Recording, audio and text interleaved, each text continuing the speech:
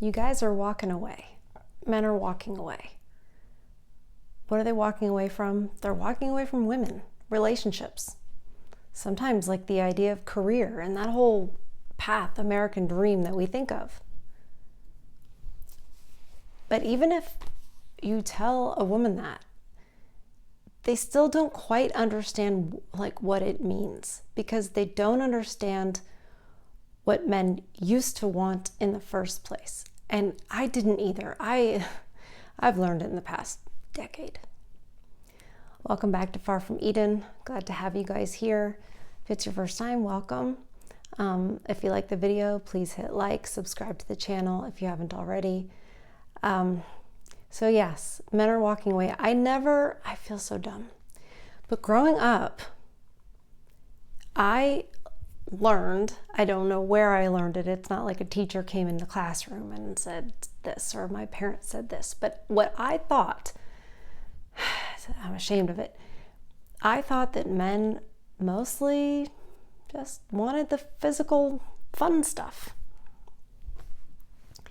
Like, that's so shallow. What a shallow impression I had. And I feel guilty now because that's such an insult. So, but I have learned that that is not so.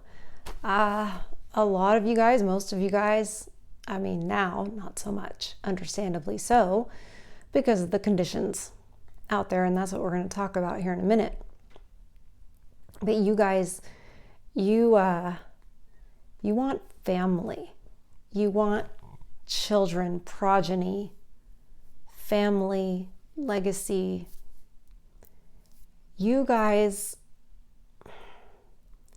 you were on track with understanding basically what life's about. And Kevin Samuels, he'll ask the women sometimes, what's life about? And they'll be like, I don't know, happiness, blah, blah, blah. And he'll be like, no, people. You know, people aren't on their deathbed, you know, wishing that they'd spent more time at work. You know, they're thinking about the people in their lives and the time with those people and how important. That's what life's about. And we've lost that. And one of the reasons we've lost it is because when we think about, well, life's about people, who are these people? Co-workers, you know, people we meet in school, maybe on the fringe. Family. Like, beginning with nuclear family. And what starts that? I have to. Marriage. Marriage is what brings us together. I'm sorry. I had to. If it's a Princess Bride quote, somebody has to say it. So, anyway. So, yeah. It starts there. As we were talking about the other night, Thursday night, with the Irish referendums that came forward and got shot down. We were talking about, you know, one of the referendums was to sort of remove marriage as the cornerstone of the family and have it be like significant, long-lasting relationship in the family, something like that. It was like the people were like, nope.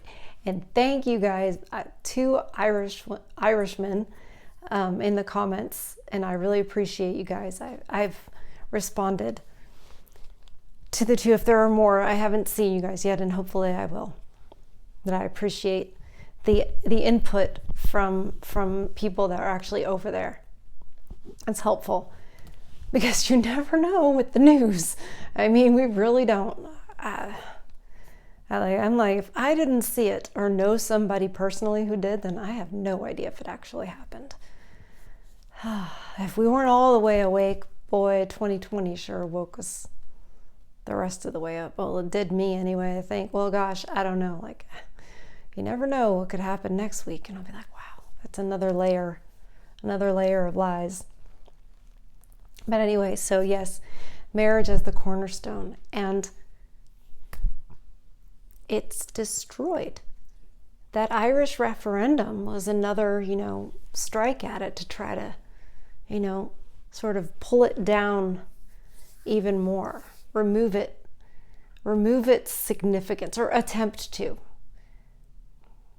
And I've been thinking about that a lot, and thinking about how men are walking away because they're not just for us women to understand it. It's like, you guys are not just walking away, you're no longer walking towards what you used to walk towards, and that was wanting, a good woman and, children, family. And I never knew that. And then come to find out, you guys are the ones that are really driven towards that. And a lot of you have realized that marriage just it doesn't exist. It doesn't. It doesn't exist anymore because government has poisoned it. So I have some specific things I wanted to share about that marriage is gone and why there's nothing to walk towards for you guys. And what I believe some of the issues are, the main issues of why I would not do a government contract marriage. I would not do that. I on principle.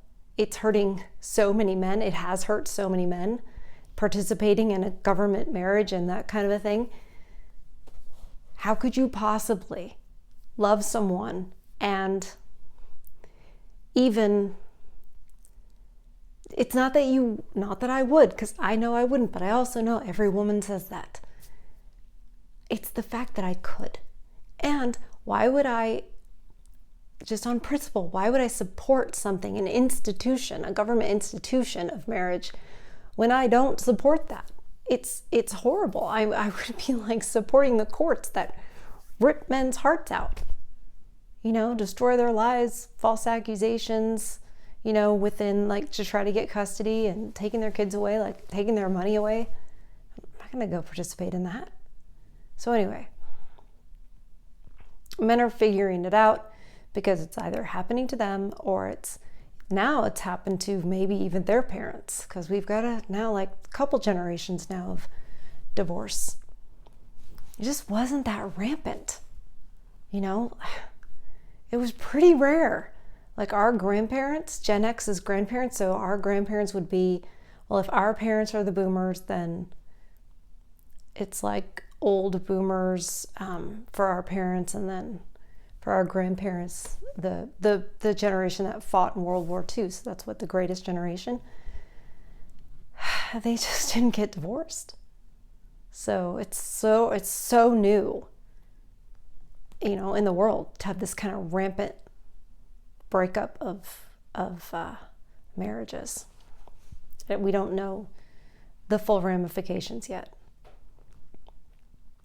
So men are walking away from marriage and women because they have learned that, if she breaks that contract, she gets rewarded for it.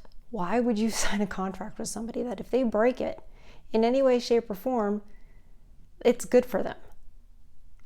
There should be consequences for breaking it. But with no fault divorce, you don't need a reason.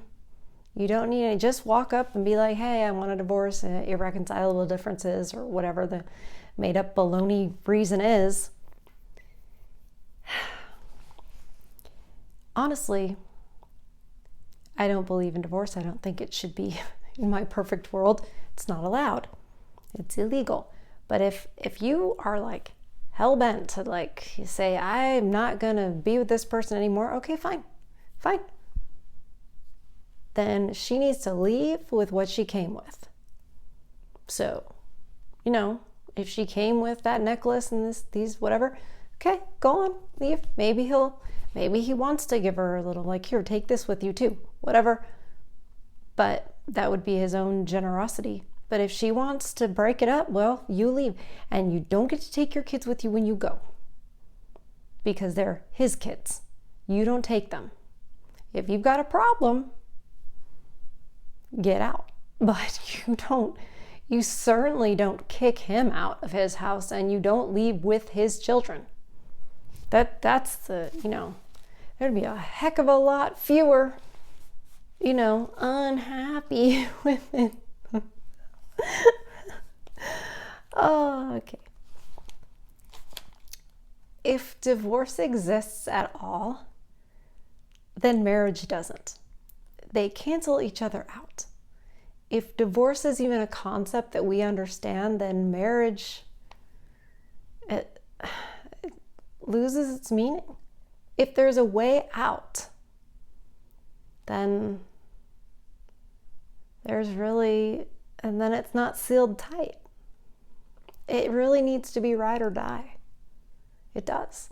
And that sounds so crazy in our society because we're, especially for women, because we're conditioned to think, well, what if he turns abusive? And what if this? What if that? What if this? And it's like, well, then I guess you shouldn't get married because it takes a lot of trust. And they're always talking about how, like they might accuse me of being too submissive or weak or whatever. Well, it takes a lot of strength to say, I'm ride or die. There's nothing you can do that would make me leave. So, that's it.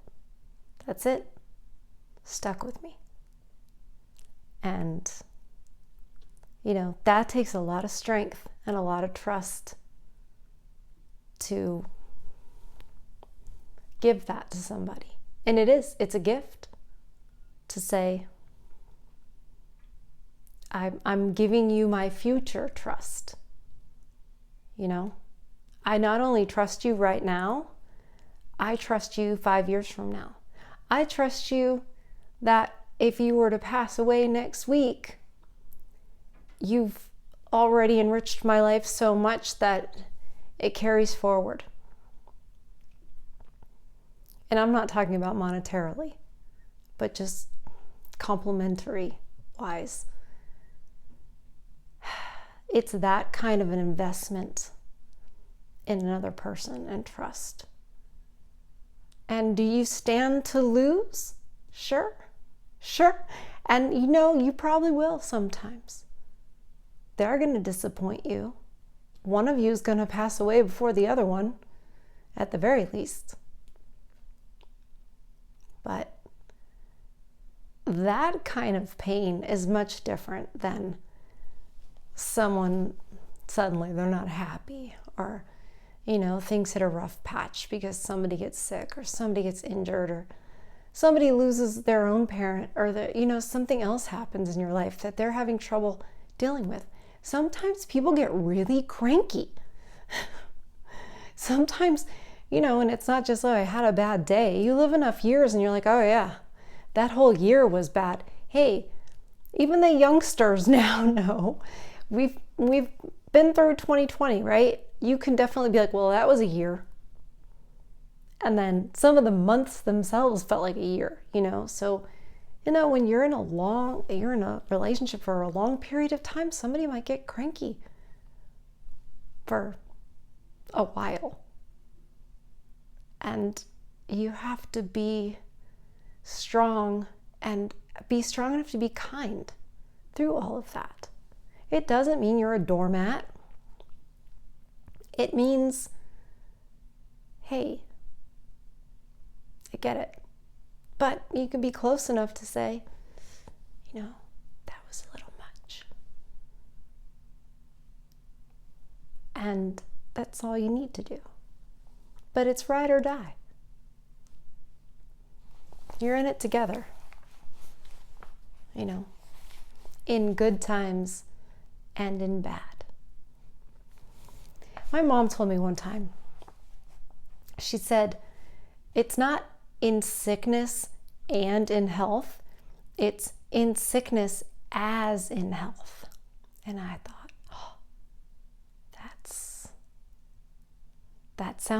that makes way more sense. And it just, there's no backsies, there's no take backs. And here's the big one, or a big one, they're all big ones. The government needs to get out of marriage, our relationships. It's none of their business. It's marriage. It should be ridiculous to us that they're at all involved, at all. Like, it has nothing to do with anything. The government just, it's insane that they are involved at any level. And I know that in the beginning of the Bolshevik Revolution, to bring communism to the world, and Russia was the lucky winner. And they, one of the first things they did was no-fault divorce. Because they did the whole separation of church and state, where it used to be, I think the Orthodox, right? Orthodox Christians were the state religion. And the Bolsheviks, communists, came in and they were like, yeah, no, government's in charge of that stuff now. Well, look at the direction it went. I'm not telling you what's going to happen. I'm not even telling you what my opinion is. I'm just saying, look at what happened. I think I don't have to tell you guys at all. There might be one or two of you that are like, oh, leftism is amazing. It's amazing, all right. So Michael Knowles, when he did his debate, if you can call it that, with Pearl, they were talking about the government being involved in marriage, and she was taking similar stance to me. And she was kind of like, well, what is the government even doing in it? And he said, because in the Bible it says that marriage needs to be public. And she just shut right down. And I get it, he can probably quote more scripture. But I would say, okay, well, what? All right, so if the Bible says that marriage needs to be public, I get that. You're supposed to have witnesses so that you're held accountable. But what does that have to do with the government? Church, it means people, gathering together, God's people gathering together. Like, that is what it is. So why? You don't need the government. So I wish I would have gone a little farther with him, asking him that, because there's no reason to have the government. Speaking of the government, that too has removed the meaning from marriage. And I know that there are a lot of secular people, tons of secular people that get married. I don't want you to be mad at me, but I've wondered this since I was a little girl. How can you get married if you don't believe in God? And you are probably going to say, well, we promised each other, blah, blah, blah. Well, and I wonder if all the Christians even realize this, especially the women. But when you get married and you say your vows, you're not promising one another. You're promising God. I promise to take this man. And I say lately, it's probably like 25 years, people have been doing, like, I wrote my own vows, and they're addressing each other, and it's almost like a poem, and that's not vows. Vows are, I take this man in sickness and health, for richer and poorer. I said and in health, didn't I? As in health, richer or poorer, better or worse. And it's to God, because you have each other, but you have God here.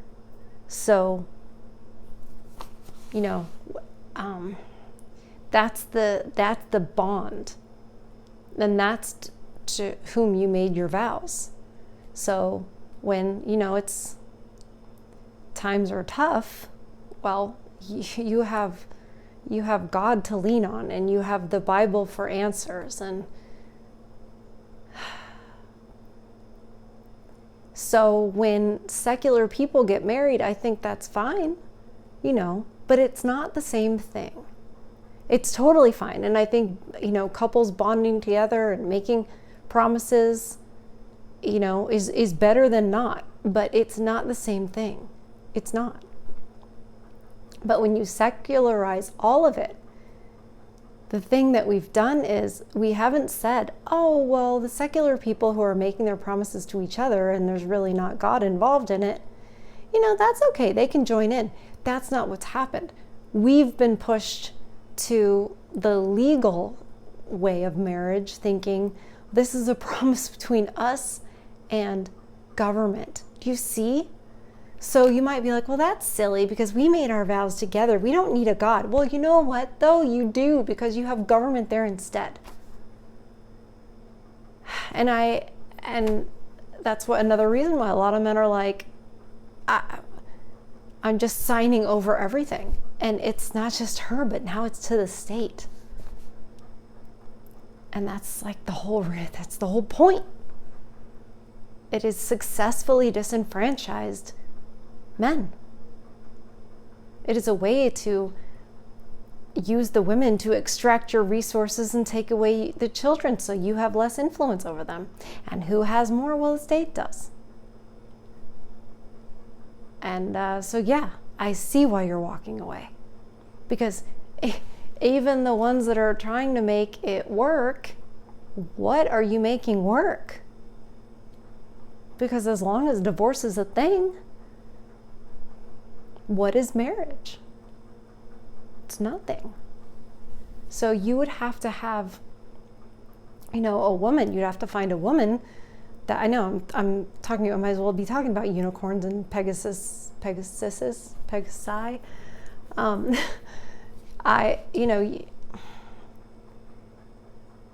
You'd have to find a woman that was, adamant about all this stuff too, and didn't want to be married with a marriage government contract, and didn't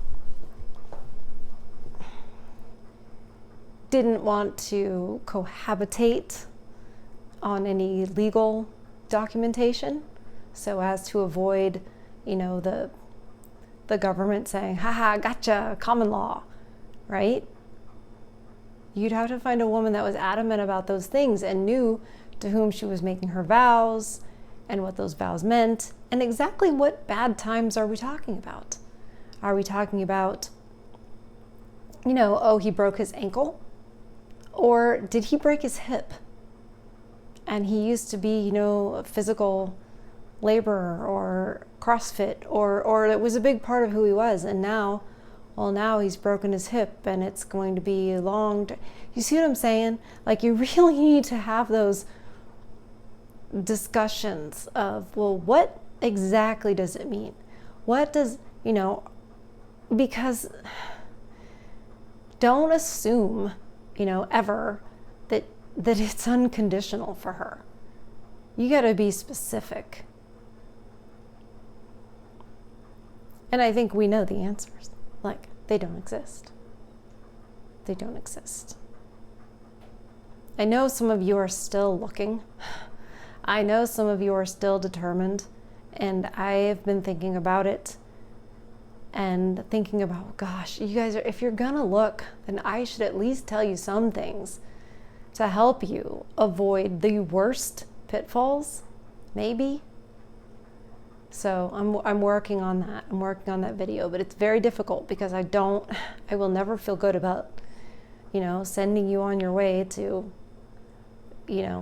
try to have a relationship with a woman. But if I can't stop you, then I want to help you. So we will talk about that on an upcoming video.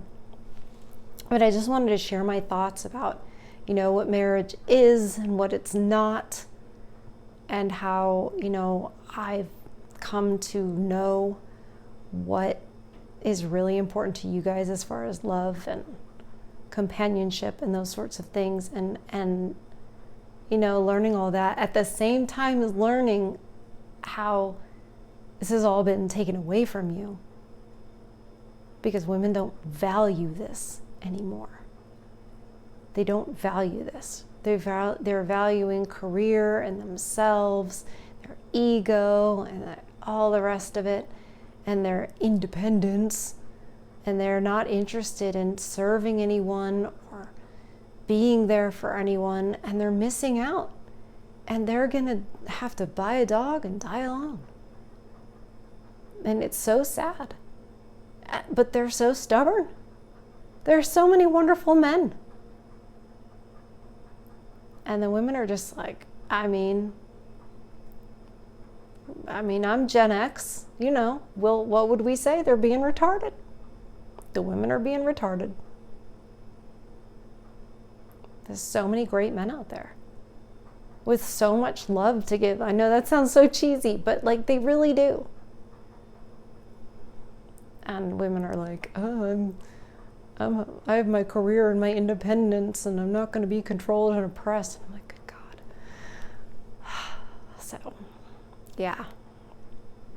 Until women are in a situation where they sort of have to appreciate all that men are, I don't think they're going to.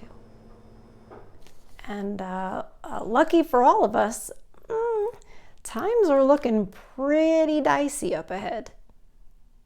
And women are noticing that the men are nowhere to be found. So I'm looking to see if there's any corrections. More voices like mine are a good sign. Even if they are grifters, it means they know this is something that wants to be heard. And that means it's out there and is growing. And once women find out about this, the few that know about this, we start telling everybody, because we're the talkers and the communicators of the humans. So it's starting to spread, at least the knowledge of it. So we'll see if the women correct. Because if I know one thing, it's that women sure do like the attention and approval and validation from men. And I know that women don't want to hear that, but I mean, why are we trying to look, pretty all the time and look hot and all the rest of it? It's like, come on. You want to be noticed by men. Women have done that forever. So they do the thing they think men want, which is why I, growing up, I always wanted to look pretty. I mean, I wasn't slutty or anything like that, but I wanted to look, I wanted to look hot. Because I thought, you need to look sexy that's what men want. Like, no, they want family and children. Women think they have to seduce a man into a relationship. It's so crazy. We do not know you guys at all. What a shame. Thanks for hanging out with me. Sorry it got so late. But good to chat with you guys and share all this stuff, because I learned so much from you, from your experiences too. It's very, very touching that you share them. So take care of yourselves. Do something that feeds your soul. I love you guys, and I'll see you on the next one. Good night.